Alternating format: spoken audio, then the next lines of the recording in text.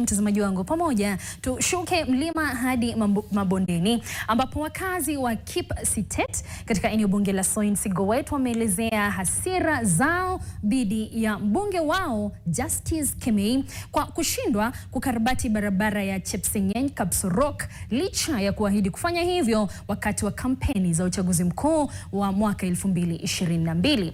Barabara hiyo inasemekana kujengwa mwaka 2012 ila haijawahi kukarabatiwa tangu wakati huo. Wakazi wanasema imeharibika kiasi cha kutopitika hasa msimu wa mvua. Ni jambo linaloathiri vibaya usafiri, biashara na upatikanaji wa huduma muhimu kama ile ya afya na bila shaka elimu.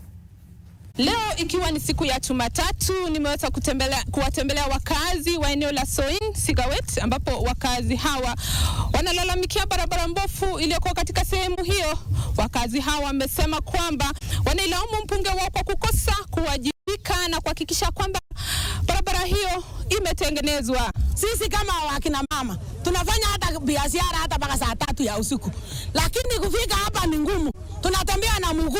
Hakuna bigibigi. Watu wa bigibigi wametuacha. Wanasema hii njia ni mbaya. Ukikuja kidogo unaanguka. Sasa tunasema kama serikali yenyewe haitaki kutusaidia, sisi wenyewe ndio tumeamua, sisi tunaingia kwa barabara na tufanye chenye tunaweza. Tutarauka asubuhi tena mapema na tutachukua tingatinga zetu na makari zetu na bodaboda, tutaelekea kwenda kuona mkubwa wa kera. Yes. Kwa sababu Justice amekataa kuja kutuzungumzia. Tunapatia kura wanaenda na wanaanza kusahau. Hata mbunge ambaye yuko sasa tangu aingie kitini hakuna siku aishaitengeneza hii barabara. Imebaki karibu mwaka moja yeye amaliza tamu yake, sijui kama ataenda nyumbani. Mimi sina kura za watu wa Soin Sigowet, lakini tumesema kwamba hakuna kitu amefanya katika hii barabara.